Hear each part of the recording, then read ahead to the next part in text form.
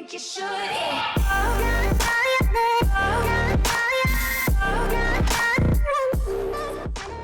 How's it going, guys? Lone Hawk here today, and welcome to potentially the craziest PTR update we've gotten in a while for Overwatch. I'm talking Lucio reworks, Eichenwalde map changes, and a reduced number of draws in competitive games. And on top of this, there's even more. Let's jump right into it here today, talk about all these changes and what they mean for Overwatch. We're gonna start with the Lucio changes, though, because these are probably the most impactful changes we see currently. So Lucio was a must-pick hero for the longest of times. Actually, since Overwatch's release, Lucio has almost always been a must-pick hero, and Blizzard didn't like that. So they wanted to make Lucio a little more skill-based, that way people would stop picking him every single game. They wanted a hero people needed to be good at, not a hero that you put your worst player on, that way he can't mess up the game as bad. So what they've done is they've changed a lot of things about him. For one, they've actually increased his projectile speed from 40 to 50, which is a pretty big increase in speed. That's a 20% increase,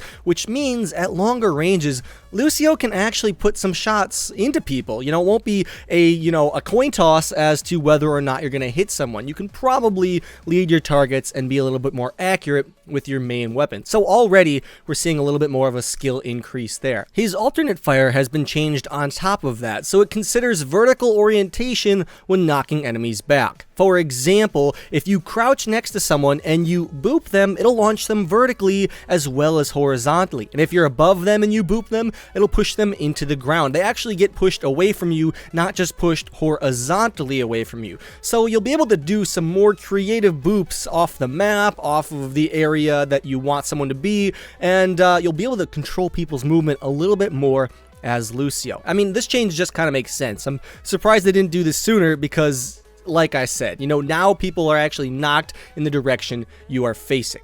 The big changes, though, come with his crossfade, his wall ride, and his sound barrier. And these changes are massive. I'll try to get some PTR footage up in the background, probably just practice range so you can see it. But what's happened is his area of effect has been decreased massively from 30 meters to 10 meters. Now, I don't know how well you all know math, so let's do some simple geometry here. Decreasing the radius of a circle from 30 meters to 10 meters doesn't make it 1/3 the size. Given a circle's nature, this actually means Lucio's area of effect is 11% the size of what it used to be. It's only 11% as big. That means it is 9 times smaller than it used to be. And I actually think a lot of people are kind of undervaluing this nerf. Now, there are other buffs to his kit we'll move on to, but this is a much bigger nerf than a lot of people seem to think. 30 to 10 is not 3 times smaller. It's 9 times smaller with a circle. So just keep that in mind. To compensate for this, they didn't want to just straight nerf Lucio. They've made it so his healing song is now 50% more effective. It heals for 50% more on its regular mode and when you amp it up as well. So he actually heals a considerable amount now, and I don't think Lucio will be just a speed machine anymore at higher ranks. I think you should probably see a balance, if not even more often, people on healing than speed boost, given that the healing has been buffed, but speed boost has not. The changes to his ultimate are simply a radius decrease once again from 30 meters to 20 meters, which means its radius will be about 44% of its previous size. So the area of effect on Lucio's sound barrier is less than half as big as it used to be. These are pretty big nerfs, not gonna lie. But there's one more change I'd like to talk about on Lucio before we jump to bigger conclusions. Lucio's wall riding has been changed. So now you receive a 30% increase in speed while you're wall riding. And when you jump off, you also receive another burst of speed. DSP Stanky is going to love this, I feel. All Lucio mains are going to love this because while you're wall riding, you are going to be a speed demon. You can get to your team faster, you can perform sick boops faster because we all know Lucios love hopping on the wall, going in the enemy team, knocking them off the map. All of that crazy stuff means Lucio is going to be a far more skill-heavy hero. If I had to predict, I don't think these are straight buffs. A few people do. I don't think they're strictly buffs. I do think, however, we're going to see Lucio better when you're above, I'd say, gold. So platinum to grandmaster, I think Lucio is going to be better. And gold down to bronze, I think Lucio is definitely going to be worse. That's my prediction. And, you know, it's kind of interesting. Blizzard wanted him to be less of a must pick at higher ranks as well. I think he's even going to be more of a must pick at higher ranks. You know, high rank players understand how to master these mechanics, and I think they're going to do so.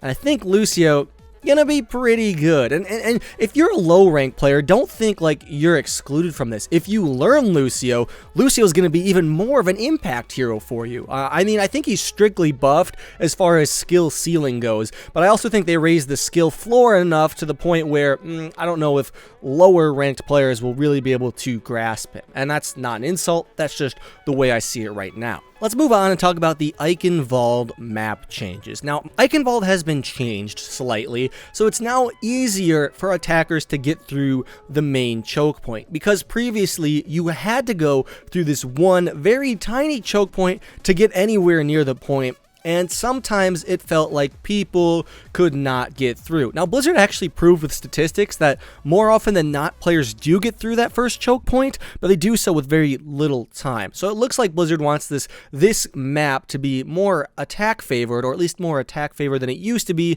by giving it this extra passageway here on the right on your screen. It's pretty cool, it's pretty dynamic. I do think this map will still be, you know, defender sided in the beginning, because those two gaps on the defender sides are pretty close to each other, but it does open up for more flanks, more possibilities, and you know, people like Bastion and Reinhardt now have more places to look at than just one. They don't have to simply aim down one area and fire. They have to keep their head on a swivel and look around a little bit more. So I like these changes. I think they're very good ones on Eichenwalde. The final change I think worth noting here is that a tracking system has been added to Assault and hybrid game modes. Those are the ones where you take an objective and then push the payload. And this will allow Blizzard to break ties based on progress. So now, let's say you're playing on Hanamura. The second point no longer will be a draw every single time, because no team can cap it. The team that gets further on the progress bar along the top